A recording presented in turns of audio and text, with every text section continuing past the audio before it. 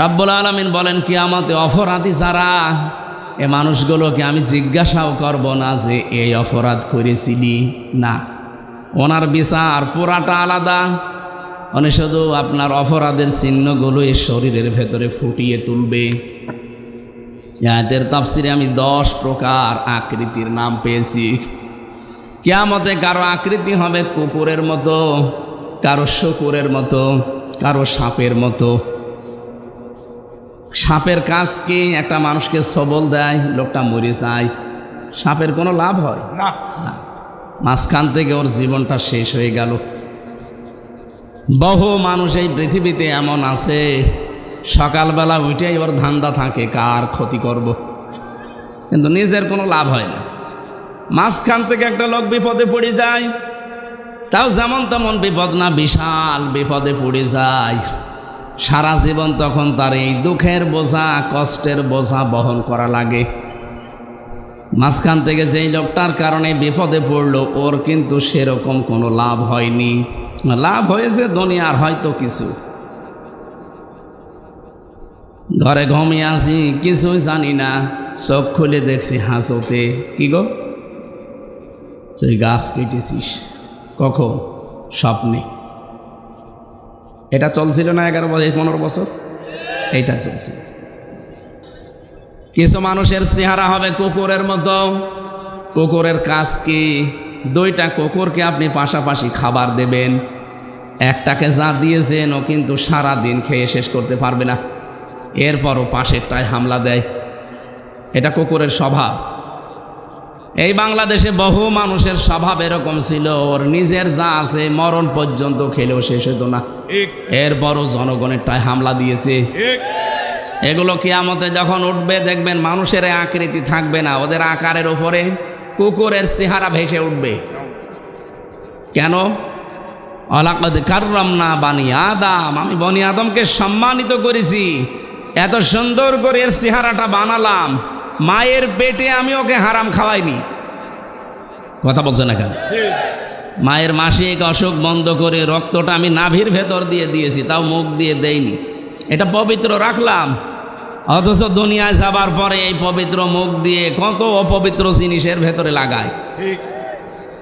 বিড়ি সিগারেটও কিন্তু ওই পর্যায়ে পড়ে। সুতরাং এটা যারা খান এটা বন্ধ করবে। 3 নম্বরে কিছু মানুষের চেহারা আল্লাহ বানাবে শূকরের মতো। শূকরের কাজ কি? নিজের মেয়েকে বউকে দেখবেন নিয়ে যায় যে কচু খেতে ছেড়ে দেয়, নিজে এক জায়গায় বসে থাকে। এটা শূকরের স্বভাব। এটা বহু মানুষ এমন আছে, নিজের বউ যদি সুন্দরী হয় ও দিশাই পায় না, করবে কি? আরো সুন্দর করে বিউটি পার্লারে সাজায়, মেয়েকে সাজায়, রাস্তাঘাটে যায়, অনুষ্ঠানে যায়, বিয়ের বাড়ি যায়, নিজে এক জায়গায় বসে বসে গল্প করে, আর ওগুলো সব আল্লাহর রাস্তায় ছেড়ে দেয়। ওটাকে আল্লাহর রাস্তা? শয়তানের রাস্তা। আল্লাহ রাব্বুল আলামিন মানুষকে যখন বিচারের জন্য ডাকবেন, তখন তার এই আকৃতিটা পুরা পাল্টিয়ে ফেলবেন।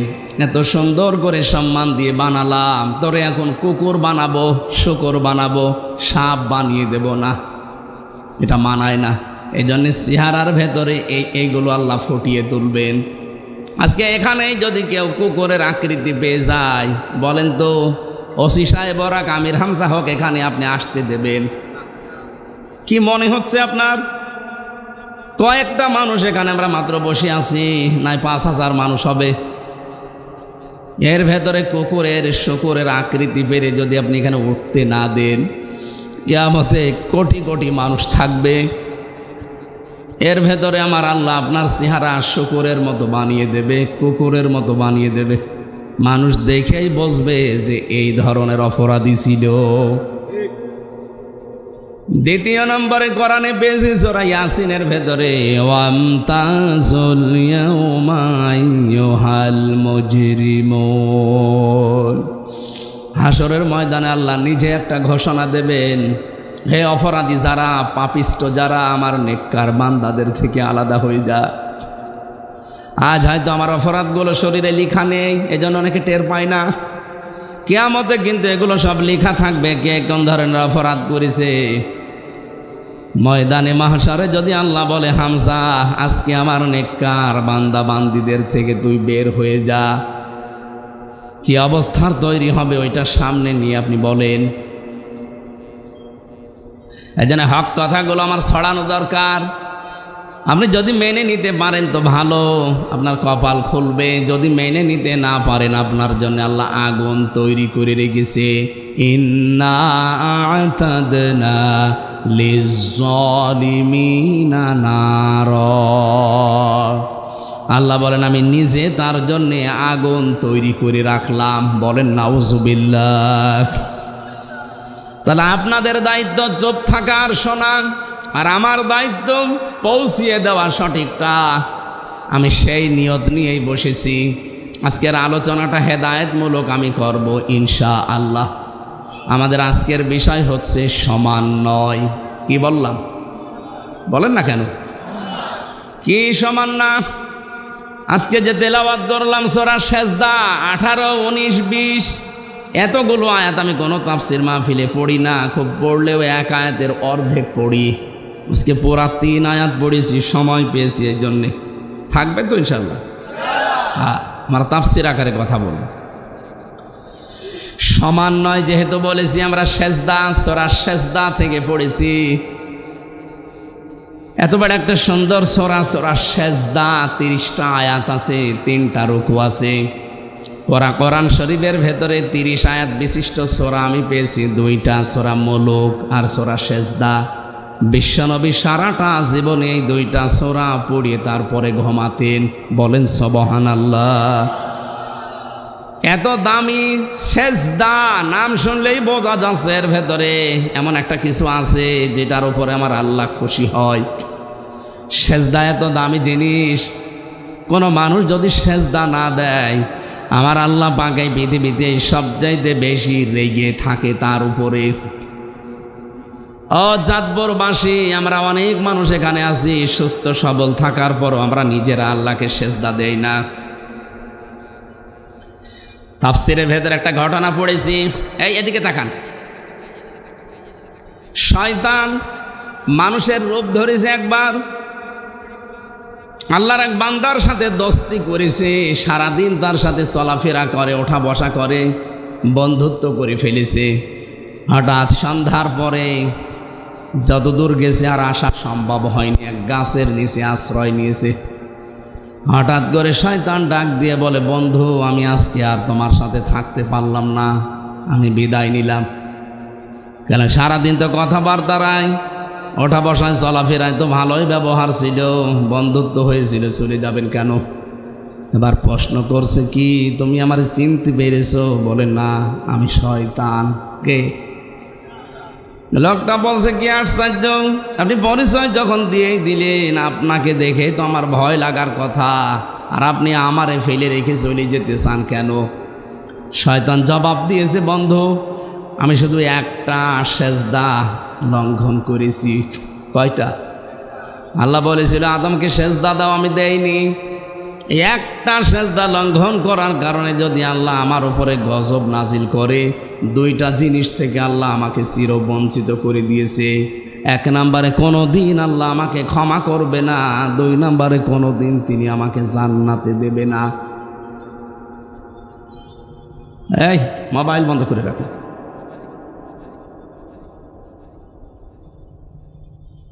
অথচ আজকে 24 ঘন্টা তোমার সাথে আছি, 24টা ঘন্টায় তোমার ওপরে 17টা সেজদা ফরজ ছিল। কয়টা? 17টা সেজদা অন্তত ফরজ, 34টা সেজদা ফরজ ছিল। 17 দুকোণে একটা সেজদাও তুমি তো দিলে না। আমার ভয় হচ্ছে আমি একটা লঙ্ঘন করে যদি গজবপ্রাপ্ত হই, তুমি 17 দুগুণে 34টা সেজদা দাওনি, আল্লাহ যে কি গজব নাজিল করবে তার কারণে আমিও পুড়িয়ে সারকার হয়ে যেতে পারি। চাঁদপুরবাসী যেহেতু এলাকা মুসলমান বেশি, অন্য ধর্মের লোক সেরকম নেই, আমরা জানি। সেজদা দেন না, আপনি মুসলমান দাবি করেন কোন কারণে? নবীজি জানিয়েছেন একজন অমুসলিম আর মুসলমানের ভেতরে পার্থক্য প্রথমে এইটা যে মুসলমান সেজদা দেবে, অমুসলিমরা সেজদা দেয় না। সুতরাং আমি নামাজের বিষয় আর বলবো না, আজকে ট্রান্স দিলাম এই আপনি মুসলমান দাবি করতে হলে মাস্ট বি আপনাকে সেজদা দেওয়া লাগবে।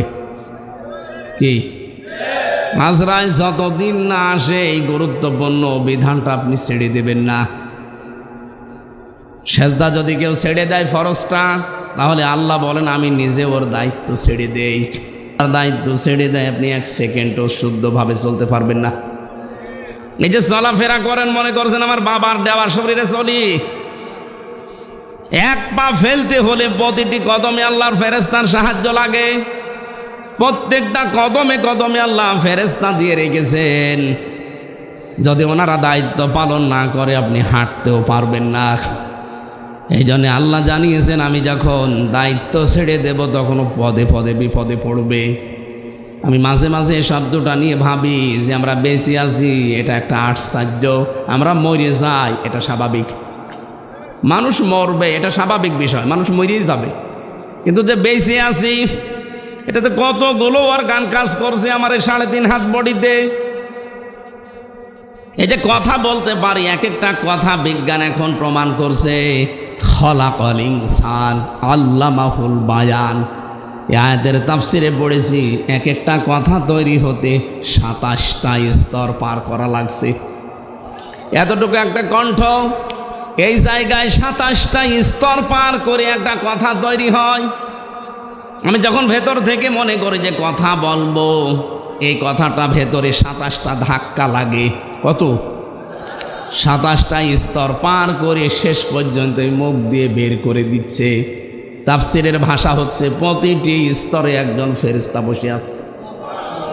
এর কাছে ও ওর কাছে, ও ওর কাছে ভাবে দিতে থাকে। সর্বশেষ এসে একজন ফেরেশতা বলে যা কথাটা বের করে দিলাম। যদি একজন ফেরেশতাও দায়িত্ব পালন না করে আপনি জীবনও কথা বলতে পারবেন না, শুধু গা গো শব্দ করবেন। কথাটাই যদি এই হয়, বাকি এখনো যেগুলো আছে এগুলো আরো গুরুত্বপূর্ণ। এই মাথার ভেতরে সামনে আছে ফ্রন্টাল লব, অক্সিপিটাল লব, প্যারাইটাল লব, এরকম 70টা জিনিস দিয়ে সাজানো এই মাথাটা। এক একটা বিষয়ের উপরে 6টা 8টা 12টা করে তার দেওয়া আছে। কম্পিউটার এখানে ভিড়ান, আপনাকে আমি দেখাচ্ছি, এই মুহূর্তে আপনার ঈমান আরো বেড়ে যাবে। কি ঘিসিমিসি করা আছে এর ভেতরে। প্রত্যেকটা তার আমাদের এই শরীরের 24 ঘন্টা কাজ চালাচ্ছে। একটা তার যদি আল্লাহ অকেজো করে দেয় আপনি পাগল হয়ে যাবেন। অনেকে বলে না যে তার কাটা, এমনি বলে। হালকা যদি একটু আপনার ঢিলা হয়ে যায়, কাটা না, তারটা যদি ঢিলা হয়ে যায় আপনি পাগল হয়ে যাবেন, নিজের পায়খানা নিজে খাবেন। রাব্বুল আলামিন বলেন আমি সবগুলো আমার এই ফেরেশতা দিয়ে তোর শরীরটাকে চালাচ্ছি। এই জন্য তুই বেঁচে আসিস যেটা আশ্চর্য, তুই মরে যাবি এটা স্বাভাবিক।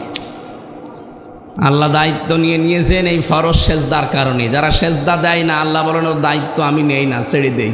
বলেন নাউজুবিল্লাহ। এরকম বহু কথা তাফসিরের ভাষায় শুধু সেজদার নামকরণে লেখা আছে। এত গুরুত্বপূর্ণ একটা বিধান সেজদা। কি বললাম? মানুষের এই 3.5 হাত বডির ভিতর তাকালেই বোঝা যায় যে মানুষকে আল্লাহ বানিয়েছে সেজদা দেওয়ার জন্য। এই হাত দিয়ে, কপাল দিয়ে, নাক দিয়ে এই পৃথিবীতে আর কোনো সৃষ্টি সেজদা দিতে পারে না। গাছও সেজদা দেয়, খালি লম্বা হয়, ছায়াগুলো লম্বা হয় বিকালবেলা, ওইটা ওর সেজদা। গরুগুলোও সেজদা দেয়, রাতের বেলা জাগর কাটে, এইটা ওর সেজদা। এক কথা বুঝতেছেন? কিন্তু আমাদের মতো এইভাবে সেজদা পৃথিবীর কোনো সৃষ্টি দিতে পারে না। এই জন্য আমাদের দাম এত বেশি। এখন সেজদায় আপনি দেন না, আপনার দাম তো কুকুরের চাই তো খারাপ হয়ে যাবে। আজকে থেকে ফরজ সেজদা আর ছেড়ে দেবেন। আলহামদুলিল্লাহ। আমরা 18, 19, 20 এই সূরা থেকে পড়েছি, এবার তেলাওয়াত করছি তাফসীর করার জন্য।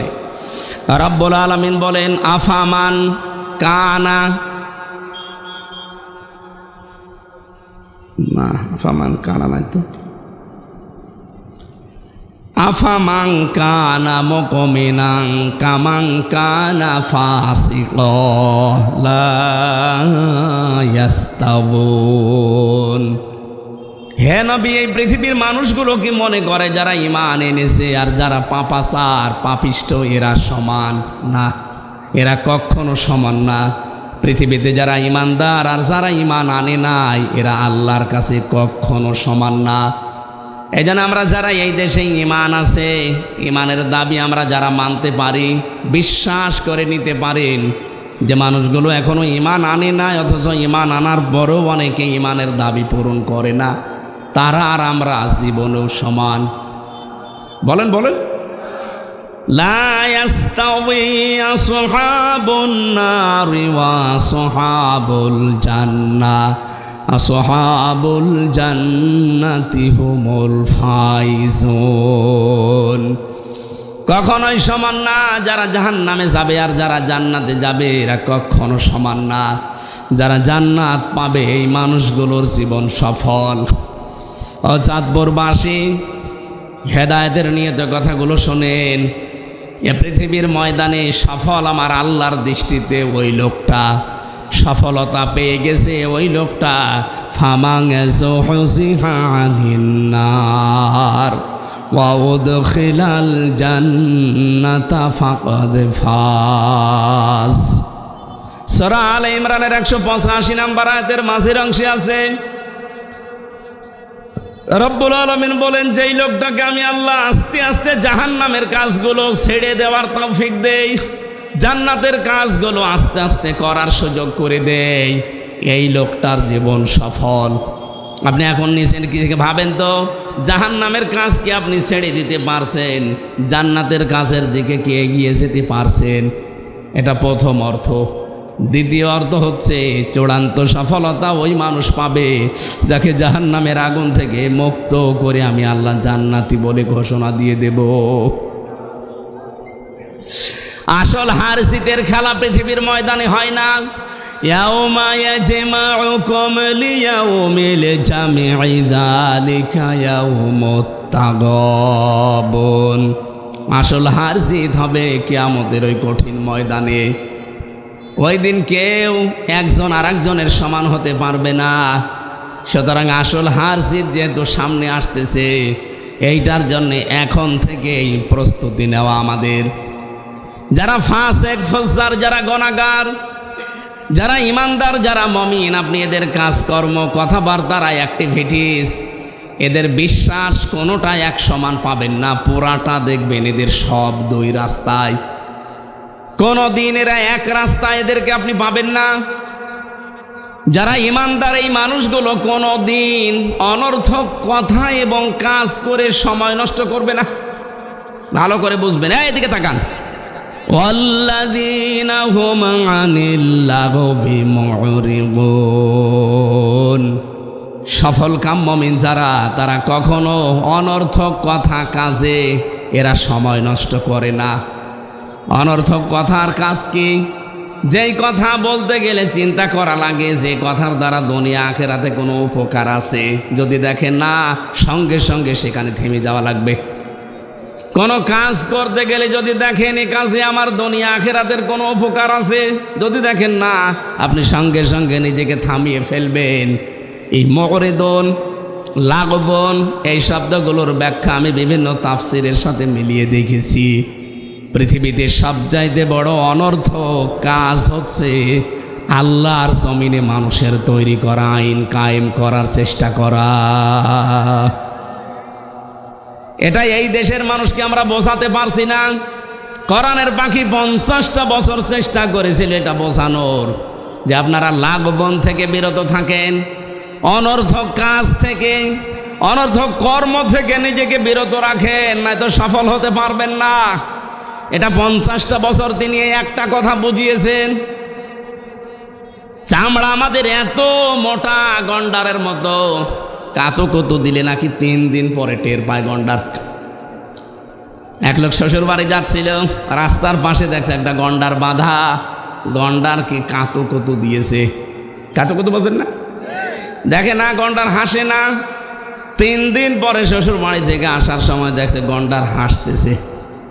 ডাক দিয়ে বলে, বন্ধু, 3 দিন আগে তোমারে কাতুকুতু দিলাম, তখন তো হাসলে না, এখন হাসতেছ। গন্ডার বলে, বন্ধু, এই 3 দিন পরে চামড়া ভেদ করে আমার কাতুকুতু লেগেছে। গন্ডারের কাতুকুতু লাগে কয় দিনের ভেতরে, আর আমাদের না না, অনেকে বছর সঙ্গে সঙ্গে। কিসের সঙ্গে সঙ্গে? এত কাতকত দেওয়া হয় কোরআন দিয়ে, হাদিস দিয়ে, আখিরাতের কথা দিয়ে, কয় কিছুই তো মনে হয় না, আগে যা ছিল তাই। এই জন্য আজকে আমরা কাতকত দিচ্ছি কোরআন দিয়ে। যারা অনর্থক কথা এবং কাজে আছেন, পৃথিবীতে যত অনর্থক বিষয় আছে সবচাইতে অনর্থক হচ্ছে মানুষের তৈরি করা আইন। এক কথা বলেন, আল্লাহর এই জমিনে আল্লাহর পাঠানো আইন বাদ দিয়ে যারা মানুষের তৈরি করা আইন বিজয় করতে চান, আপনি কিন্তু অনর্থক কাজে আছেন। এরপরও যদি কেউ না বোঝার ভান করে থাকেন, এদিকে আসেন, কানের নিচে দুইটা দিলে তখন টের পাবেন। কোরআন শরীফ দিয়ে, বুখারী শরীফ দিয়ে তো হচ্ছে না, আপনার বুখারী শরীফ দেওয়া লাগবে। আপনার বিবেক কি মরে গেছে না কুকুরে প্রসাব করেছে? কোন কারণে আপনি মানুষ হয়ে মানুষের তৈরি করা আইন কায়েম করার চেষ্টা করবেন? আজ পর্যন্ত কোন কুকুরকে দেখেছেন একটা কুকুর হয়ে আর একটা কুকুরের আইন মানে? কথা বলে না কেন? এত বড় সৃষ্টি আমরা, সর্বশ্রেষ্ঠ সৃষ্টি, এর বড় কোন কারণে মানুষের তৈরি করা আইন এখানে কায়েম করা লাগবে? আজকে থেকে তওবা করেন। আমি জানি আপনার হেদায়েত কপালে থাকলে আজকেই হয়ে যাবে, আর হেদায়েত যদি আপনার না থাকে, ওই গিরিশচন্দ্র সেনের মতো পুরা কোরআন শরীফ আপনাকে গলিয়ে খাওয়ালেও আপনি পথ পাবেন না। গিরিশচন্দ্র সেন আমাদের চাইতে কোরআন কম পড়েনি, কম বোঝেনি, কম লেখেনি, আমাদের চাইতে বেশি লিখেছে। কারণ তাফসির লিখেছে, অর্থ তো লিখেছে, ও তাফসিরও লিখেছে। আমি বিশ্ববিদ্যালয়ে পিএইচডি যখন জমা দিয়েছিলাম তখন দেখেছিলাম ও কিন্তু গিরিশচন্দ্র সেন শুধু কোরআনের বাংলা অর্থ করেনি, ও তাফসিরও করেছে। এখানে যারা আলেম বসে আছে জিজ্ঞাসা করেন তো, প্রতিটি শব্দের, কোরআনে কারিমে যত শব্দ আছে প্রতিটি শব্দের অর্থ বলতে পারবে এরকম আলেম এখানে আছে? না, নেই। কেউ বুকে হাত দিয়ে বলার সাহস নেই, আমিও না, কারণ আমি পড়িয়েছি কিন্তু আমার মনে নেই, আমার এখন দেখা লাগবে। অথচ একটা হিন্দু মানুষ ওরা কোরআন শরীফের তাও একটা শব্দের একা একটা অর্থ না, একাধিক অর্থ ওর জানা ছিল, নয়তো তাফসির করলো কি করে? এক একটা শব্দের একাধিক অর্থ আপনার জানতে হবে, এবং শব্দের ভাঙা, কি করে শব্দ ভাঙা লাগে, পরিবর্তন করা লাগে, এইটা আপনাকে আগে জানা লাগবে। ওই যে আমি শব্দ বললাম না, সামিয়া, সামিয়া দিলে এমনি অর্থ হবে শোনো, আর ফাস্তামিউ দিলে গুরুত্ব সহকারে, মনোযোগ সহকারে। মানিত্তাবাআল হুদা বিগাইরিল কোরআন আদাল্লাহুল্লাহ, তিরমিজি শরীফের হাদিস। নবীজি বলেন, কোরআনে কারিম বাদ দিয়ে যদি হেদায়েত পাওয়ার জন্য পৃথিবীর কোনো জায়গায় কেউ যায়, তার মন যতই ভালো থাক, আদাল্লাহুল্লাহ, আল্লাহ নিজে তাকে দায়িত্ব নিয়ে গোমরা বানিয়ে দেবে। শব্দটা কিন্তু আদাল্লাহ ইয়াউদিল্লু, এটা বাবে ইফাল, আসল শব্দ দল্লা, দল্লা ইয়াউদিল্লু। এর বাংলা অর্থ দাঁড়াবে, যদি সোলাসি মজাররদ থেকে আসে, 3 অক্ষর বিশিষ্ট শব্দ থেকে আসলে বাংলা অর্থ হবে আপনি নিজেই নিজেকে গোমরা বানিয়ে ফেলেছেন। কিন্তু আদাল্লাহ বাবে ইফাল থেকে আসার কারণে অক্ষর বেড়ে গেছে, এজন্য বাংলা অর্থ দাঁড়াবে আপনি হয়তো গিয়েছিলেন, আপনার নিয়ত ভালো ছিল, কিন্তু কোরআন সেখানে চলে না, কোরআনের কর্মসূচি নেই। এই জন্য আল্লাহ নিজে দায়িত্ব নিয়ে আপনাকে আরো গোমরা বানিয়ে দেবে। এখানে একটা শিক্ষা আছে, বলেন তো, হেদায়েত দেওয়ার একচ্ছত্র মালিকানা কার? নাকি আমাকে হালকা পাতলা আল্লাহ দিয়েছে? এই যে প্রথম থেকে তো ওইটাই বলছে যে হেদায়েতের মালিক আমি না, নবীকে পর্যন্ত আল্লাহ দেয়নি। ইন্নাকা লা তাহদি মান আহবাবতা ওয়ালাকিন্নাল্লাহা ইয়াহদি মান ইয়াশা ওয়া হুয়া আ'লামু বিল মুহতাদিন। হে নবী, আপনি যাকে ভালোবাসেন তাকে হেদায়েত দিতে পারবেন না, আমি আল্লাহ যাকে পছন্দ করি তাকে দেই, আর আমি জানি যে হেদায়েত পাবে কে। আ'লামু ইসনে তাফসীর। এবার আসেন তো আয়াতের শিক্ষা এবং ব্যাখ্যা কি। বিশ্বনবী নিজের আপন চাচাকে বহু চেষ্টা চালিয়েছিলেন হেদায়েত দেওয়ার জন্য, কিন্তু পারেন নাই, কারণ তার মন ছিল না। কি ছিল না? বলেন বলেন। এই গিরিশচন্দ্র সেন, এই বেটা কোরআন শরীফ পড়েছে, বুঝেছে, লিখেছে, কিন্তু ওর মন নেই। হেদায়েত পাওয়ার মতো ওর মন ছিল না, এই জন্য আল্লাহ ওকে হেদায়েত দেয়নি। মরে যাওয়ার পরে ওর জানাজাও হয়নি, কাফন দাফনও দেয়নি, পুড়িয়ে ফেলেছে। আমি যেটা বোঝানোর জন্য হাদিসটা বললাম, আদাল্লাহুল্লাহ, নবীজি বলেন আল্লাহ নিজে তখন দায়িত্ব নিয়ে নেয় আপনাকে খারাপ বানাতে। আল্লাহ যদি হেদায়েত দেওয়ার পরিবর্তে খারাপ বানিয়ে দেয়, কোন বাবা আছে আপনাকে হেদায়েত দিতে পারে বলেন তো? আরো জোরে বলেন। এই জন্য হাদিসের বাস্তবতা আমরা দেখতে পাই বাংলাদেশে 48,000 পীর এই দেশে সরকারি জরিপে কত 48,000। অধিকাংশ দরবারে দেখবেন কোরআন চলে না, কোরআনের নিয়ম নীতি কর্মসূচি সেখানে নেই, সেখানে চলে মানে বাবাদের নিয়ম। বলেন, এই জন্য হাজারো মানুষ ভালো হওয়ার নিয়তে যায়, কিন্তু ভালো হওয়ার পরিবর্তে আরো মুশরিক হয়, পীরের পায়ে সেজদা করে। এরকম পীর দেশে নেই। আপনার থানায় আছে, মনে করছেন হুজুর কিছু জানে না, সব খবর আমার কাছে আছে। মানুষ হয়ে যারা মানুষের সেজদা নেয়, এ তো টাটকা নির্ভেজাল মুশরিক। কথা বলুন। আমার কুষ্টিয়ার লালনের মাজারে মানুষ যায় ভালো হওয়ার নিয়তে, অথচ আগে গাঁজা খেত না, ওখানে গিয়ে গাঁজা খায়। ও কি ভালো হয়েছে না খারাপ হয়েছে? খারাপ হইলো কেন? কারণ ওখানে কোরআন নেই, কোরআনের কর্মসূচি আপনি পাবেন না। ওখানে শুধু প্রকাশ্যে সেজদা হয় লালনের মাজারে। অনেকে বউ ছেলে মেয়ে সব নিয়ে চলে যাচ্ছে এই কুমিল্লা, চাঁদপুর, নোয়াখালী থেকে, মনে করে যে আল্লাহর ওলি ঘুমিয়ে আছে, যায় যে দেখে শুধু গাঁজা। বাংলাদেশে একটা জায়গা আছে যেখানে পুলিশ পাহারা দিয়ে নিশ্চিন্তায় গাঁজা খাওয়ায়, একটা জায়গা আছে, কোনো চিন্তা নেই। যদি গাঁজা একেবারে নির্ভেজাল ভাবে খেতে চান, ওই মাজারে যাবেন, ওখানে কোরআনের কোন নিয়ম নীতি বলবেন, চলতেও দেবে না, চলেও না। যেহেতু কোরআন নেই, এই জন্য ওখানে যারা যায় ভালো হওয়ার পরিবর্তে আরো কি হয়? আরো জোরে বলেন কি হয়? এই জন্য আজকে সিদ্ধান্ত নেওয়া লাগবে, শুধু হাদিস শোনা না। যেহেতু আদাল্লাহুল্লাহ, আল্লাহ নিজে খারাপ বানায়। বাংলাদেশে যেই দরবারে কোরআন চলে না, কোরআনের নিয়ম নীতি নেই, ওই দরবারের প্রতিষ্ঠাতা যদি আমার বাবাও হয়, আমি ওখানে আর নেই। বলুন, এটা মানা যাবে না ইনশাল্লাহ। এই থানা থেকেই শুরু করবেন, নাকি এই থানা এসব নেই? আছে। দ্বিতীয় পয়েন্টটা বলি নাকি এটা বাদ দিয়ে দেব? না, বলেন বলেন, বললে হবে না, মানা লাগবে। মানবেন তো ইনশাল্লাহ?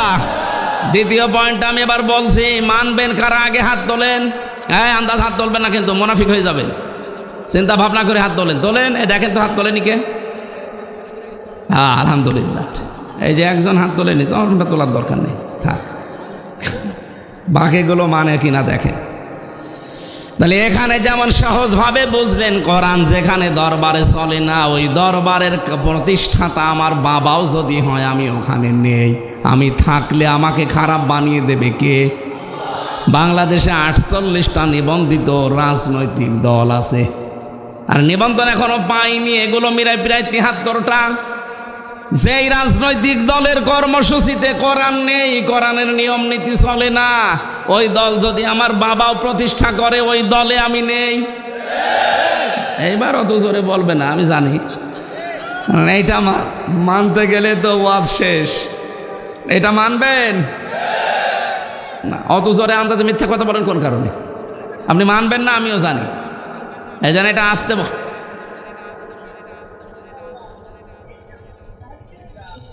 অন্তত এই সামিয়ানার নিচে যারা আছেন তারা তো বলেন যে কোরআন যেই দলে নেই, ওই দল যদি আমার বাবাও তৈরি করে থাকে, ওই দলে আমি আজকে থেকে আর নেই। কারণ ওখানে যদি আমি থাকি, আমাকে গোমরা বানিয়ে দেবে কে? যান, ওয়াজ হয়ে গেছে, এবার মোনাজাত করে দিই। যে না মানে এর চাইতে আর কি দামি ওয়াজ আছে বাংলাদেশে দেখান, আমি সেই ওয়াজ করব। ওয়াজ হয়ে গেছে না, মেনে নিতে পারলে এটাই যথেষ্ট। সারা বাংলাদেশে আমি এই হাদিসটা বলেছি, মানুষ যেভাবে হাত তুলে কথা দেয়, সব মানুষ যদি এই কথাটা ঠিক রাখতে পারতো, এদেশের সামনে কোরআনের রাজ কায়েম হওয়া কোনো ব্যাপারই না, কারণ কোরআন যেখানে নেই আমি সেখানে নেই। তাহলে অনেক দল এমনি মাইনাস হয়ে যাওয়ার কথা না। যারা এই কথা বলতে পারে যে কোরআনের সাথে রাজনীতির কোনো সম্পর্ক নেই, ওদেরটা তো আগে মাইনাস হবে। অথচ আমার এই ছোট্ট মাথায় কোরআনে কারিমে রাজনৈতিক কথা আমি পেয়েছি 903 জায়গায়, এই না 918 জায়গায়, 918 জায়গায় ডাইরেক্ট ইনডাইরেক্ট মিলিয়ে আছে রাজনীতি করা লাগবে কোরআন দিয়ে। আর যেই মানুষটা বলে যে কোরআনের সাথে রাজনীতির কোনো সম্পর্ক নেই, ওর পেটে বম মারেন কোরআন মানে কি বলতে পারবে না। কোরআন মানে কি? বহুল পঠিত পাঠ্য, এটা বলতে পারবে?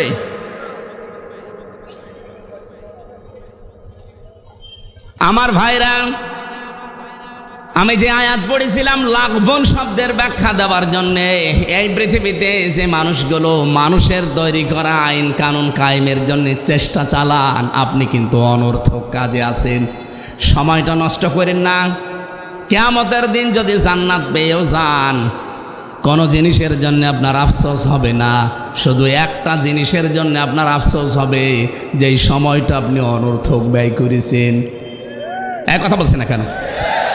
জান্নাতীর মানুষদের কোনো আফসোস মনের ভেতরে আসবে না, শুধু একটাই আফসোস আসবে যে অনর্থক যে সময়গুলো আমি ব্যয় করে ফেলেছি, অনর্থক কাজে আমার সময়টা ব্যয় হয়ে গেছে। আজ বাংলার কত মানুষ না বুঝে হোক বুঝে হোক নিজেদের জীবনের সময়গুলো সব অনর্থক কাজে ব্যয় করছে। আমি জেলখানার ভেতরে বাবর মিয়াকে দেখেছিলাম, এই যে লুৎফুজ্জামান বাবর কয়েকদিন আগে বের হয়েছে, ওনার পাশের যে ছেলে আমি ছিলাম, দেখতাম কি জিকির করছে। লোকটা মনে হচ্ছে একেবারে টাটকা খাস আল্লাহর ওলি হয়ে গেছে। 17 বছর জেল খাটলো। আমি আর একজনকেও পেয়েছি জেলখানায়, ইসলামী আন্দোলনের সিফাহ সালার আমাদের রাহবার জনাব এটিএম আজহারুল ইসলাম। আল্লাহ রাব্বুল আলামিন লুৎফুজ্জামান বাবরের মতো তাকেও যেন আমাদের মাঝে আবার ফিরিয়ে দেন। তার জীবনেও 17 বছর কেটে গেল। রাব্বুল আলামিন কোরআনের পাখিকে তুমি আর ফেরত দিলে না, জালেমদের হাতে তুলে দিলে, অন্তত এই মানুষটাকে আমাদের মাঝে ফেরত দাও। তার বহু স্যাক্রিফাইস আছে ইসলামের জন্যে। তার যে মেধা, তার যে যোগ্যতা, আর তার যে লেখাপড়া আমি দেখেছি। জেলের ভেতরে প্রায় 300-র উপরে বই পেয়েছি তার ঘরে। তার মাথা, এটা মাথা না কম্পিউটার। বলেন তো, একটা মানুষ 300টার উপরে বই যদি শুধু জেলখানায় পড়তে পারে, বাইরে সে কত বই পড়েছে। আমার মাঝে মাঝে বই পাঠাতো কারারক্ষীকে দিয়ে, বলতো হামজাকে দিবা। কারাগারে রাত দিন এই বইটা আমি পড়েছিলাম প্রায় 7 বার এই 3 বছরে। ওটা পড়লেই যেন ইমান বেড়ে যায়। উনি আমাকে পাঠিয়েছিল প্রোডাক্টিভ মুসলিম, এটা পারিবারিক জীবন নিয়ে শুরু করা। এমন সুন্দর বই, পৃথিবীতে যত বই আমি পড়েছি, তাফসিরের ভেতরে তাফহিমুল কোরআন 1 নম্বরে, আর সাধারণ জেনারেল বইয়ের ভেতরে এই প্রোডাক্টিভ মুসলিম 1 নম্বরে। আপনারা থাকলে কিনে পড়বেন। পারিবারিক জীবন থেকে শুরু করা, পরিবর্তন হয়ে যাবে ইনশাআল্লাহ। আমার ভাইরা, আমি আবার স্মরণ করাচ্ছি, যারা অনর্থক কাজে আছেন, কর্মে আছেন, এখনই আপনি নিজেকে থামান, নয়তো আফসোস যখন শুরু হবে চোখ বন্ধ হওয়ার পরে, কোনো দিন কিন্তু এই আফসোস আর শেষ হবে না। আজকে বারবার বলছি তো, অনেকের মন খারাপ হচ্ছে যে ছাতা বলে কি। আরে ভাই, আপনি এখনো বাঁকা পথে চলছেন, আমি দেখতে পাচ্ছি। যতই বাঁকা হয়ে মরেন না কেন, কোনো জায়গায় যদি পড়ে মরে যান বাঁকা হয়ে, ফেরেশতারা কিন্তু বাঁকা হয়ে আপনাকে নেবে না। আমরা আপনাকে সোজা করে চকলেটের মতো মুড়িয়ে কবরে দেব। আপনি বাঁকা হয়ে মরে দেখেন, বাঁকা হয়ে কবরে দেওয়া হবে, সোজা করে দেওয়া হবে। এই জন্য এখনই সোজা হন। অনেকে এখনই বাঁকা পথ আরম্ভ করে ফেলেছেন। কত বাঁকা পথে মানুষ হাঁটতেছে আগস্টের 5 তারিখের পর থেকে। সাদাবাজি করা সোজা পথ না বাঁকা পথ? এক কথা বলছেন না কেন? এটা যারা করছেন তারা থামবেন। এখন যদি বলেন হুজুর আপনি আমারে বললেন, আমি আপনার নাম বলেছি, ঠাকুর ঘরে কে রে? আপনি এরকম করেন কেন? নিজেকে সংশোধন করতে পারেন না? আমার কোন দায় পড়েছে? আপনি জাহান্নামে গেলে আমার কোনো লস আছে? আপনি জান্নাতে গেলে আমার কোনো লাভ আছে? আমার লাভ লস একটা আছে, আমি যদি সঠিকটা তুলে না ধরি, কিয়ামতের দিন মামলায় বিচারে যখন শুরু হবে তখন আমি ধরা খেয়ে যেতে পারি।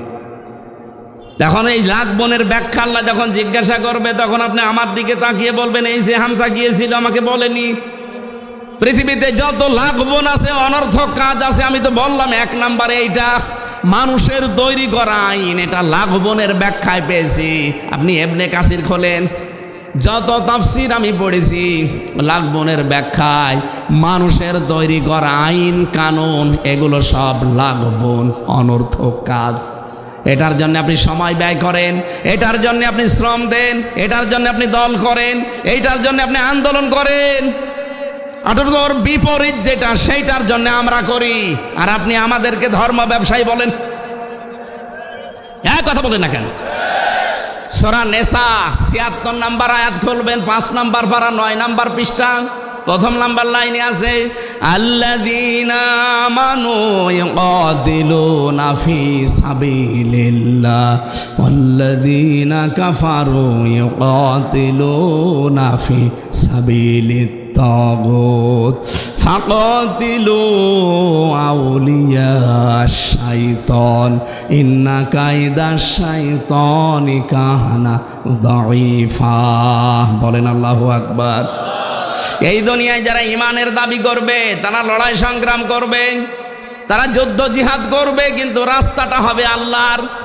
আর যারা কাফের, ওরাও লড়াই সংগ্রাম করবে, ওরাও যুদ্ধ জিহাদ করবে, কিন্তু রাস্তা হবে তাগুতের, শয়তানের।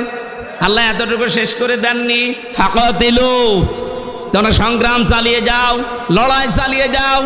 ফাকাতিলু একজন না, বহু বচন এটা, ফাকাতিলু আউলিয়া শয়তান, যারা শয়তানের অনুচর আছে, শয়তানের যারা অনুসারী আছে তাদের বিরুদ্ধে। এ কথা কার? আরো জোরে বলেন। সুতরাং আপনার রাস্তা আর আমার রাস্তা জীবনও সমান না। আপনি শয়তানের রাস্তায় আছেন আর আমি আল্লাহর রাস্তায়। কারোর ভেতরে যদি এইটা থাকে যে ক্ষমতায় বসে শান্তি পাবো, শান্তি করব না, তার পেছনে থাকা জায়েজ নেই। আপনার উদ্দেশ্য থাকা লাগবে আল্লাহর এই আইনটা কি করে এখানে দাঁড় করানো যায়, কায়েম করা যায়। কারণ এইটাই নবীদের উদ্দেশ্য ছিল। ওয়াল্লাযী আরসালা রাসূলাহু বিল হুদা ওয়া দীনিল হক লিইয়ুযহিরাহু। এখানে যারা তাফসীর বোঝে জিজ্ঞাসা করবেন, এজহার মানে, এজহার মানে কি? না না, হ্যাঁ, এখানে বিজয় করা অর্থ হবে। এখানে এজহার মানে শুধুমাত্র প্রকাশ করা না, স্পষ্ট করা না, এজহার মানে বিজয় করা। সুতরাং নবীদেরকে আল্লাহ পাঠিয়েছিলেন এই জমিনে তার দিনকে বিজয় করার জন্যে। আমরা তো নবীর পথে আছি, আমরা চাই এই দিনকে, এই জমিনের উপরে ৪৫০০ ধর্ম চলছে। কত? সারা দুনিয়ায় এখন ৪৫০০ ধর্ম চলছে। সব কিছুর উপরে আমরা আল্লাহর ইসলামকে, এই কোরআনকে আমরা বিজয় করতে চাই। এটা যদি কারো কাছে ধর্ম ব্যবসা মনে হয়, হ্যাঁ এটাই আমার ধর্ম ব্যবসা, কথা বলেন না কেন? এটা যদি মনে হয় যে এটা আপনি ধর্ম ব্যবসা করছেন, হ্যাঁ এটাই আমার ব্যবসা, আমি এইটাকে বিজয়ী করবো, সে যে কোনো মূল্যে হোক। আলাদ্দীনি কুল্লিহি, যত ধর্ম আছে সবার উপরে, এটা আমার জীবনের শেষ টার্গেট। ওয়ালাউ কারিহাল মুশরিকুন ওয়ালাউ কারিহাল কাফিরুন। যদিও কাফের মুশরিকদের কাছে এটা অপছন্দনীয়, খারাপ লাগে। আরে ভাই, কাফেরের নাই খারাপ লাগতে পারে দিন কায়েমের কথা বললে, আপনি তো মুসলমান দাবি করেন, আপনার খারাপ লাগে কেন? তার মানে আপনিও কি মুশরিক? কথা বলেন না কেন? আপনি কি মুশরিক? আশা করছি ভুল বুঝবেন না। এই পৃথিবীতে আমাদের সব কিছু ব্যয় করার জন্য অলরেডি আমরা কিন্তু যদি শপথ নিয়েছি, ওই দিনই আল্লাহকে দিয়ে দিয়েছি।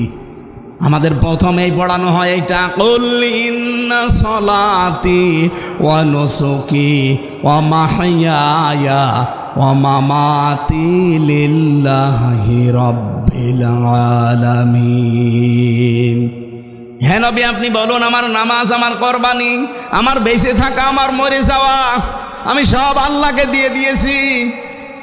তা আমি তো অলরেডি এটা দিয়েছি, এখন আপনি আমার কাছে আর কিছু পাবেন না, দিয়েছি। আমার মন মতো আপনি আর নামাজ পড়তে পারবেন না, নামাজ আমি পড়বো এখন আল্লাহর হুকুম মতো। নামাজ পড়াও যেমন এবাদত, নামাজ ছেড়ে দেওয়াও এবাদত। নামাজ ছেড়ে দেওয়া এবাদত না? হ্যাঁ, না মানে সূর্য যখন আপনি মাথার উপরে, সূর্য যখন উঠতেছে, সূর্য যখন ডুবতেছে, নামাজ পড়তে পারবেন? তাহলে নামাজ ওই সময় ছেড়ে দেওয়া কি? নামাজ পড়াও এবাদত, নামাজ না পড়াও এবাদত। এই জন্য ইন্না সলাতি, আমার যা নামাজ পড়া নামাজ হোক, নামাজ বাদ দেওয়া হোক, আমি আল্লাহকে দিয়ে দিয়েছি। অনসকি, নসক মানে, নসকের অর্থ তিনটা হয়।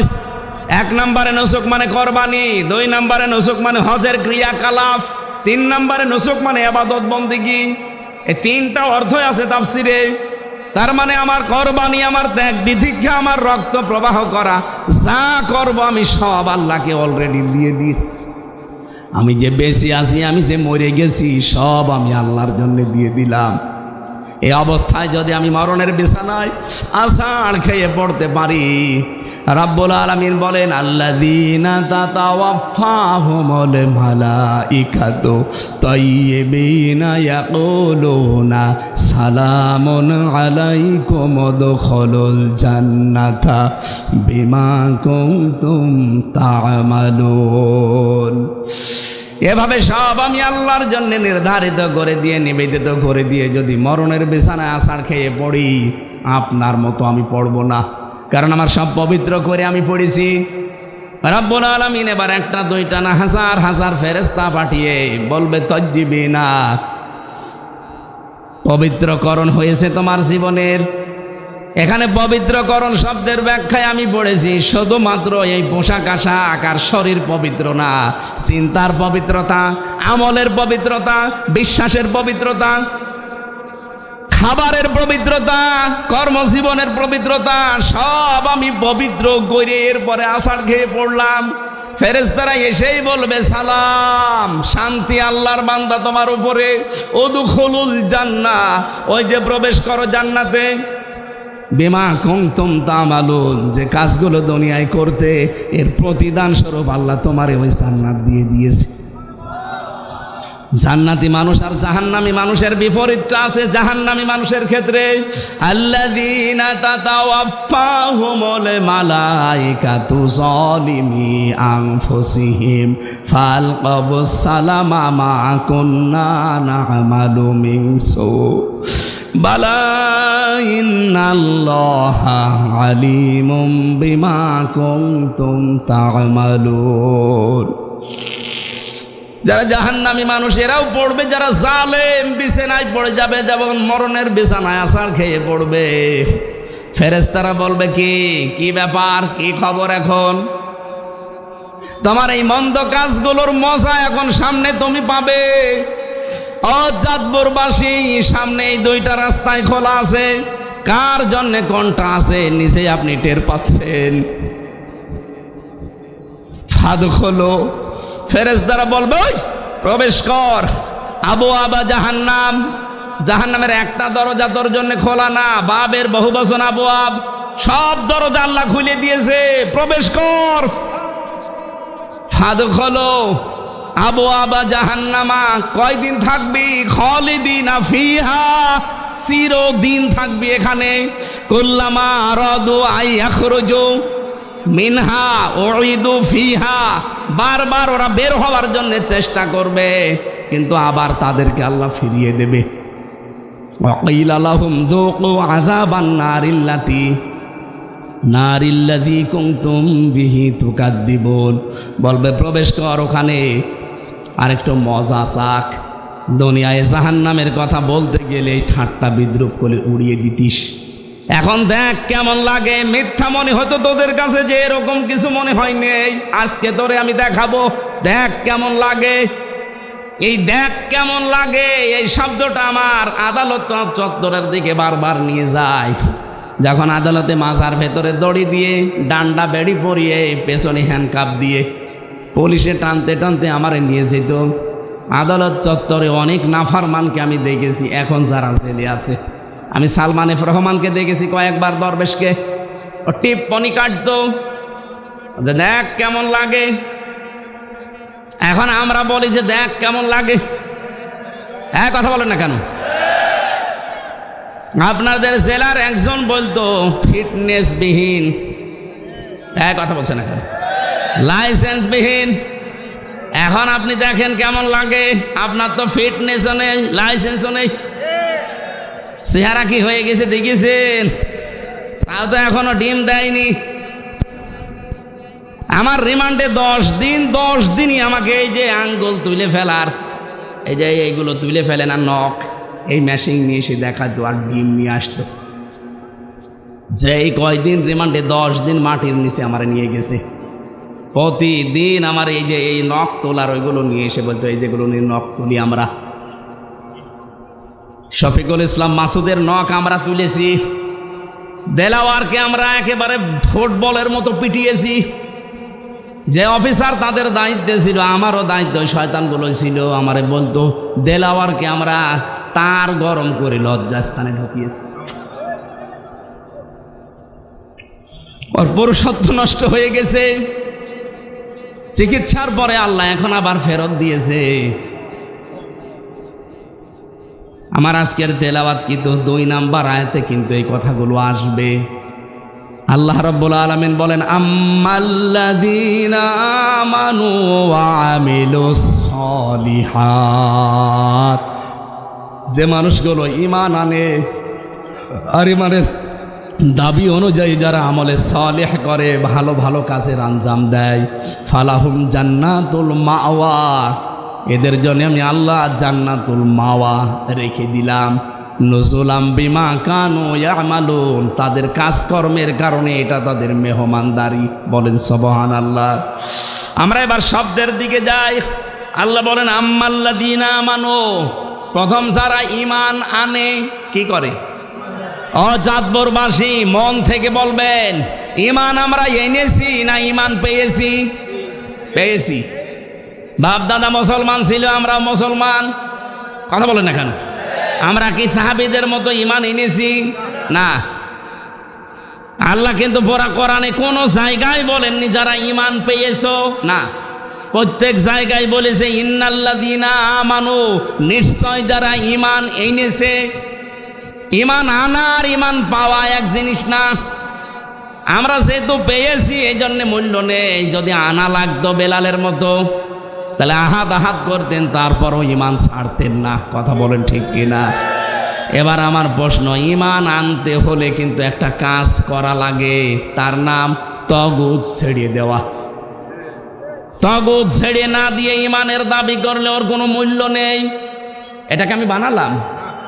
সূরা বাকারার 256 নাম্বার আয়াতের মাঝের অংশে আছে ফামাইয়াকফর বিত্তাগুতি ওয়া ইউমিন বিল্লাহ ফাকাদ ইসতামসাকা বিল উরওয়াতিল ওয়াসকা লা ইনফিসামা লাহা আল্লাহু সামিউন আলিম। রাব্বুল আলামিন বলেন কেউ যদি ঈমান আনতে চায় তার প্রথম কাজ হবে সে যেন তাগুত ছেড়ে দেয়। তাহলে সে একটা মজবুত রশি ধারণ করবে যা কখনো ছিঁড়ে যাবে না। এই বাংলাদেশের দিকে তাকান, যারা ঈমান এনেছে কিন্তু তাগুত ছেড়ে দেয়নি, তাদের ঈমানের কোনো মূল্য আজ নেই।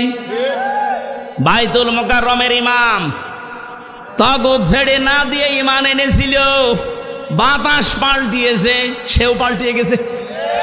কথা বলুন।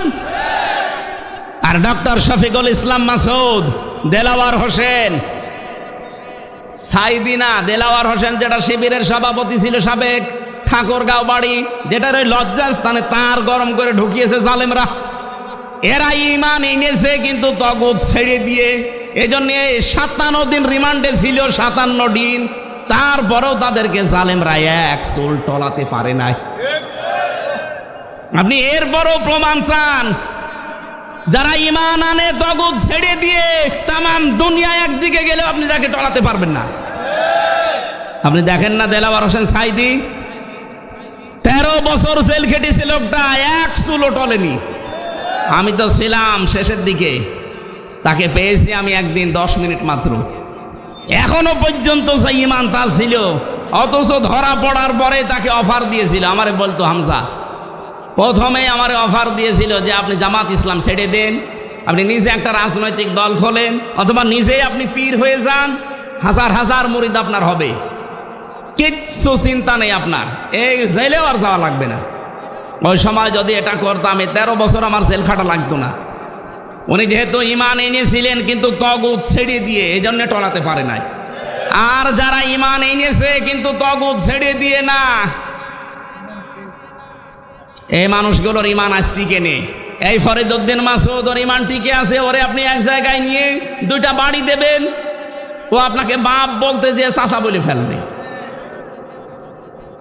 জেলখানায় বহু আলেমকে দেখেছি ঈমান টিকিয়ে রাখতে পারে না, শেষ পর্যন্ত অনেককে তারা রবের জায়গায় বসিয়ে ফেলেছে। আজকে আমি দুপুরবেলা ছিলাম কুমিল্লা সদর দক্ষিণ না কোথায় যেন, মুফতি জসিমউদ্দিন রহমানী হাফিজাহুল্লাহ, উনি আমার আগে কথা বলছিলেন, এক জায়গায় ছিলাম আমরা। ওনার যে ঈমান, ওরকম ঈমান এই দেশে হাজারো আলেমেরও নেই। উনি ঈমান এনেছে তগুত ছেড়ে দিয়ে, আর আমরা অনেকে আজ ঈমানের দাবি করি তগুতের সাথে মিলে থেকে। না তো কোনো মানুষ ওলামা লীগ করতে পারে একজন আলেম হয়ে? আমাকে যেই দিন ধরে ওই দিন রিমান্ডে এই শেখ ইমরান, এই শয়তান এএসপি, এই শয়তান আমারে প্রথম দিন রিমান্ডেই বলেছিল যে আপনাকে যা বলতে বলছি এইগুলো শুধু বলবেন, জামাত ইসলামের বিরুদ্ধে, আকিজ গ্রুপের বিরুদ্ধে, আর আপনি দেশের বিরুদ্ধে এই এই কাজ করেন, এগুলো আমরা পয়েন্ট আকারে লিখেছি, 13টা পয়েন্ট লিখেছি। বলছে এটা শুধু আদালতে যে ম্যাজিস্ট্রেটের কাছে বলবেন, আপনাকে কালকে ছেড়ে দিব। মানে না, শুধু ছেড়ে দেব তা না, আমার অফার দিয়েছিল যে আমার কুষ্টিয়া বিশ্ববিদ্যালয়ে আপনাকে উলামা লীগের সেক্রেটারি বানিয়ে দেব। মানে শব্দ ওদের হাতের ভেতরে।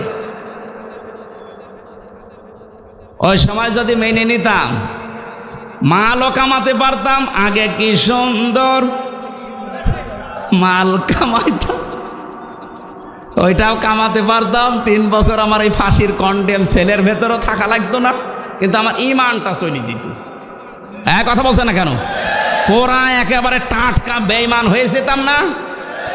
এখন আমার এই আপার সাথে পালানো লাগতো। কথা বলছে না কেন?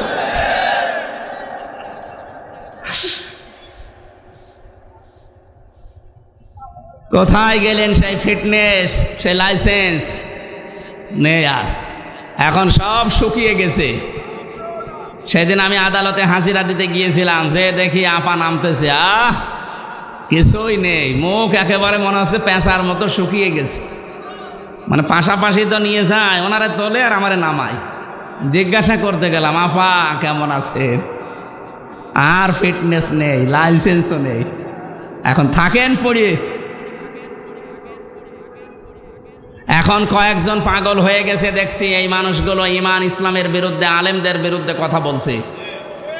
এই কিশোরগঞ্জের একজনের নাম শুনছি আমি, দেখতে পাচ্ছি এই লোকটার নাম ফজু পাগলা। পাগল হয়ে গেছে, এর পাবনায় পাঠাতে হবে। 96% মুসলমানের দেশে এই লোকটা যা আরম্ভ করেছে আলেমদের বিরুদ্ধে, এ দেশটাতে আবার আগুন লাগাবেন নাকি আপনি? কয়েকদিন আগে শুরু করেছিল হারুন আঙ্কেল।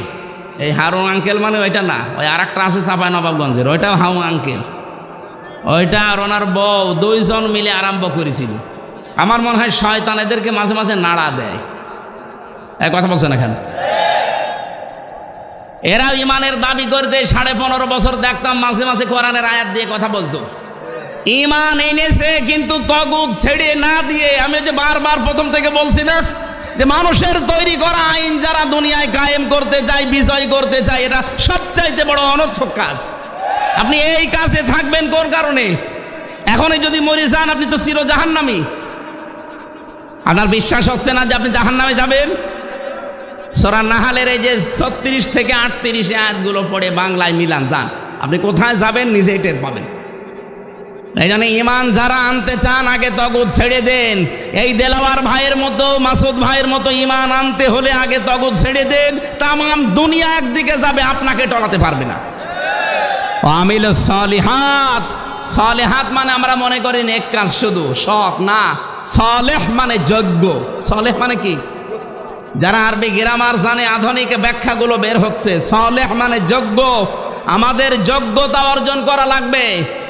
আজ চেয়ার বাংলাদেশে 16টা 28টা চেয়ারই এখনো আছে, কিন্তু যোগ্যতা সম্পন্ন মানুষ নেই। এই কথা বলছেন না কেন? কারণ এতদিন যারা ছিল তারাই আছে, তাদেরকে এখন আমার মনে হয় সংস্কার চলছে, সবগুলোকে ওখান থেকে নামিয়ে যারা বৈষম্যের শিকার ছিল এতদিন তাদেরকে বসাতে হবে। কিন্তু এই মানুষগুলো যোগ্য হওয়া লাগবে। যোগ্যতা সম্পন্ন মানুষ যদি আপনি বসাতে না পারেন, এই পৃথিবী দুর্নীতিমুক্ত করতে পারবেন না।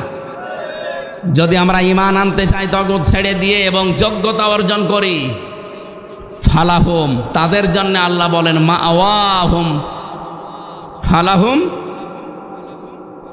জান্নাতুল মাওয়া, তার জন্য আমি জান্নাতুল মাওয়া রেখে দিলাম। এখন মাওয়া কি? আমরা অনেকে মনে করি জান্নাত, এটা জান্নাতের একটা দরজার নাম। মাওয়া কি বলেন তো? এখানে জান্নাত কয়টা? একটা। জান্নাতের দরজা বা স্তর 8টা না 100টা পেয়েছি আমি, 8টা আমরা প্রসিদ্ধ জানি, তার ভেতরে মাওয়া একটা। তার মানে ঈমান আনার পরে আমলে সালেহ যোগ্যতা অর্জন যদি করতে পারেন, আপনাকে আল্লাহ এমন একটা জান্নাতে প্রবেশ করাবে, নুজুলাম বিমা কানু ইয়ামালুন। আপনার এই কাজ কারবারের কারণে এটা আল্লাহর পক্ষ থেকে মেহমানদারি। এজন্য জান্নাতি মানুষের কাজ আর জাহান্নামী মানুষের কাজ। ওয়া আম্মাল্লাযীনা ফাসাকু ফামাওয়াহুমুন নার, যে মানুষগুলো ফাসেক পাপাচার, তাদের জন্য আল্লাহ আগুন বানিয়ে রেখেছেন। বলেন নাউজুবিল্লাহ। আমরা অনেকে এই দেশে মনে করি যে যা করি করি, কালেমা তো পড়েছি, জান্নাতে একদিন যাবই। আরে ভাই, জান্নাতে আপনি যাবেন, কোনো অসুবিধা নেই, কিন্তু কালেমা তো টিকিয়ে রাখবেন নাকি? কালেমা যদি আপনার টিকে না থাকে, আমি 10টা পয়েন্ট তাফসীর থেকে লিখেছি, একটু দেখেন তো আপনার কালেমা ঠিক আছে কিনা। কোনো মানুষ যদি কালেমা টিকিয়ে রাখতে চান, অবশ্যই এই 10টা কাজ আপনার জীবনে থাকলে আপনার কালেমা থাকবে না। মনে করবেন কালেমা কখন নষ্ট হয়ে গেছে। অজু করলে অজু যদি ভেঙে যায়, অজু ভাঙে না কয়টা কারণে? বলেন বলেন। ঈমান এনে রেখেছেন লা ইলাহা ইল্লাল্লাহু মুহাম্মাদুর রাসূলুল্লাহ পড়ে, কিন্তু ঈমানও যে ভেঙে যায় আপনি তো জানেন না। এই 10টা কারণে ঈমান ভেঙে যায়। ভাঙা অজু দিয়ে যেমন নামাজ হয় না, ভাঙা ঈমান দিয়ে জান্নাত পাওয়া। 1 নম্বরে যারা শিরিক করেন, এর দলিল আছে সূরা জুমারের 65 নম্বর আয়াতে। আমি দলিলগুলো লম্বা করতে পারছি না। 2 নম্বরে যারা কুফরি করবে, কুফরি মানে গোপন করে রাখা, আল্লাহর বিধান জানার পরে দুনিয়ার কোনো স্বার্থ পেয়ে যারা গোপন করে রাখেন তারা কাফের। 3 নম্বরে যারা নেফাক, সব ধর্মকে যারা সমান মনে করেন। এই ফজু পাগলা কালকে এই বক্তব্য দিয়েছে, যেটা আমার বাংলাদেশ সব কিছু এই দেশে সমান, ইসলামও সমান, ওই সনাতন ধর্মতা। সনাতন ধর্ম বলতে উনি বুঝিয়েছেন হিন্দু ধর্ম না ভাই। সনাতন মানে পুরাতন। সনাতন মানে কি? এই পৃথিবীতে পুরাতন ধর্ম কোনটা? এই জন্য সনাতন ধর্ম কিন্তু ইসলাম ধর্ম, হিন্দু ধর্ম না, ওটা তো নতুন ধর্ম। সনাতন মানে কি? এই পৃথিবীতে 4500 ধর্ম আছে, যারা সব ধর্মকে সমান মনে করেন। আল্লাহ বলেন না, আমার কাছে একটা ধর্ম, তার নাম কি? ইন্নাদ-দীনা ইনদাল্লাহিল ইসলাম। যারা সব ধর্মকে সমান মনে করেন, আপনার ঈমান চলে গেছে। বলে ধর্ম যার যার উৎসব, আপনার ঈমান আছে? আর এরপরে নবী ছাড়া অন্য কারো আদর্শ যদি কেউ ভালো মনে করে, এদেশে করে না। 5 নম্বরে আল্লাহর বিধানকে যাদের ভালো লাগে না। 6 নম্বরে দ্বীনের বিধানকে নিয়ে যারা কটূক্তি করে, সবগুলো এই দেশই হচ্ছে। 7 নম্বরে যারা জাদুকর, এই এলাকায় সব নেই, এই তাবিজ তোবাজ করে, জাদু করে মানুষের জীবন নষ্ট করে দেয়। নবীকে পর্যন্ত জাদু করেছিল। এরপরে যারা অমুসলিমদের বিরুদ্ধে না, মুসলমানদের বিরুদ্ধে অমুসলিমদের সাথে হয়ে যারা ষড়যন্ত্র করে, এখন এদেশে এটা প্রকট আকার ধারণ করেছে। এদেশের মুসলমানদের বিরুদ্ধে ভারতের এই দাদা বাবুদের সাথে মিলে অনেকে কিন্তু ষড়যন্ত্র চালিয়ে যাচ্ছে। 4টা করেছে এই পর্যন্ত, এই 5 অক্টোবর থেকে আজ পর্যন্ত 4টা করেছে, একটাও সফল হয়নি। আনসার লিগ দিয়ে কথা বলছে না কেন? সচিবালয়ে আগুন লাগিয়ে কে? এরপরে হিন্দুদেরকে দিয়ে, একটাও সফল হয়নি, আর হবেও না। যারা মুসলিমদের বিরুদ্ধে অমুসলিমদের সাথে মিলে ষড়যন্ত্র করছেন, আপনার ঈমান ভেঙে গেছে, আপনি যতই হাস করেন। এরপরে বেশি কাউকে ইসলামের ঊর্ধ্বে মনে করা, এই দেশে আমার মনে হয় অনেককে ইসলামের ঊর্ধ্বে মনে করা হয়তো, এখনো করা হচ্ছে। ইসলামের ঊর্ধ্বে কেউ আছে? 10 নম্বরে যারা ইসলামের কোনো বিধানকে যারা ঘৃণা করেন, এটা সূরা সেজদার 22 নম্বর আয়াতে আছে। আমি ব্যাখ্যাগুলো আর লম্বা করতে পারছি না, কারণ আমি এমনিতে অসুস্থ। আমরা যে কথাগুলো বললাম, আমার ঈমান যেন ভেঙে না যায়। ভেঙে গেলে আপনি যতই লা ইলাহা ইল্লাল্লাহ বলেন, আপনাকে জাহান্নামে আল্লাহ পাঠাবে। বের হতে চাইবেন, আল্লাহ বের হতে দেবে না। এই আয়াতগুলো আমাদের বাস্তব জীবনে আল্লাহ যেন সেট করার তৌফিক দেন। কাফের এবং ইমানদার দুইটা পথ আলাদা। আমরা ইমানদারের পক্ষে আছি, কাফেরদের বিপক্ষে আছি। আল্লাহুম্মা আমিন। লা ইলাহা ইল্লা আনতা সুবহানাকা ইন্নী কুনতু মিনাজ জালিমিন। রব্বুল আলামিন, অলিপুর, হাসিগঞ্জ, জাদপুর, একটু তাকাও। হাজারো বান্দা বান্দি আমরা বসে বসে কোরআনের সঠিক কথাগুলো তুলে ধরার চেষ্টা করেছিলাম। যেগুলোই বুঝলাম, শুনলাম, আমাদের জীবনে আমল করার তৌফিক দাও। এ মাহফিলের সওয়াব তুমি যদি দিয়েই থাকো, কোটি কোটি গুণে বাড়িয়ে দাও। কিয়ামতের দিন আল্লাহ যিনি সুপারিশ করবে, নবীর রওজায় পৌঁছিয়ে দাও। দুনিয়ার মাটির নিচে যারা ঈমান নিয়ে ঘুমিয়ে আছে, এদেরকে মাফ করে দাও। তোমার যে বান্দার মাধ্যমে এখানে এসেছি, এলাকার সন্তান সোহেল ভাই, আল্লাহ তাআলা কত যুবককে সাথে নিয়ে এলাকার মানুষদেরকে নিয়ে কোরআনের আয়োজন সাজিয়েছে। আল্লাহ, আমরা কিচ্ছা কাহিনী, গল্প, মানুষের বানানো তৈরি করা কিছুই বলি নাই, চেষ্টা চালিয়েছে কোরআনের হক কথা বলার। যতটুকু বললাম আমাকে সহ প্রত্যেককেই তুমি মেনে চলার তৌফিক দাও। যে বাড়িতে এসে বসেছিলাম, এ বাড়ির একজন অসুস্থ, শেফায়ে কামেলা আজেলা নসিব করো আল্লাহ। ওইদা মারিদতু ফাহুয়া ইয়াশফিন, আমি যখন অসুস্থ হই তুমি তো শেফা দাও। জালেমের জেলখানায় 3টা বছর তুমি দেখতে পেয়েছ, ওদের আচরণ কি? খাওয়া দাওয়া, চিকিৎসা কিছুই ঠিক ছিল না। 24টা ঘন্টা ওরা আলেমদেরকে তালাবদ্ধ করে রাখতো। আমি এই জন্য অসুস্থ হয়ে গেছি। আল্লাহ, তুমি আমাকে আগের অবস্থায় আবার ফিরিয়ে দাও। আমার ডায়াবেটিসটা তুমি দূর করে দাও। এটা কন্ট্রোলে আসতেছে না, মেহেরবানি করে তুমি আমাকে বাঁচাও। এলাকায় মাটির নিচে যত মানুষ ঘুমিয়ে আছে, আল্লাহ কোরআনের ইজ্জতে মাফ করে দাও। প্রশাসনের যে ভাইগুলো এসেছে, এদেরকে সহি সালামতে দায়িত্ব পালন করার সুযোগ দাও। আল্লাহ তাআলা, কত মুরব্বী, কত সম্মানিত মানুষ, বিশেষ করে সভাপতি একজন আলেম, যত মানুষ এখানে আলেম বসে আছে, জ্ঞানী মানুষ আছে, এদেরকে তো মোমের মতো বানিয়ে দাও। বারাকাল্লাহু লানা ওয়া লাকুম ফিল কোরআনিল আযীম। জান্নাতি আর জাহান্নামী মানুষ কখনো সমান না। আল্লাহ, তুমি আমাদের কাজ কারবার আলাদা করে দাও। কখন মরণ চলে আসে আমরা জানি না, যখনই আসবে যেন পড়তে পারি লা ইলাহা ইল্লাল্লাহু মুহাম্মাদুর রাসূলুল্লাহ। আসসালামু আলাইকুম।